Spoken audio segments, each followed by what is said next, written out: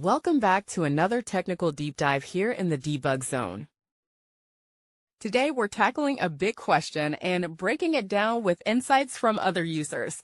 Hopefully this clears up some misconceptions and helps you get the answer you need. So buckle up, stay a little curious, and let's jump right in.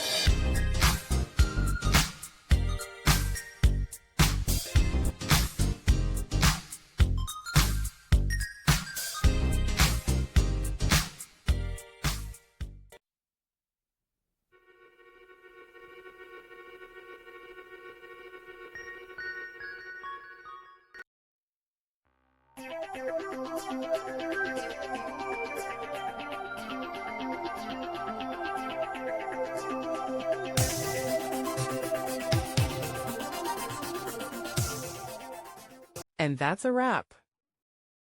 I hope you found the answer you were looking for. If you did, take a second to hit that subscribe button. It really helps out. And let me know in the comments which solution worked best for you. See you next time in the debug zone.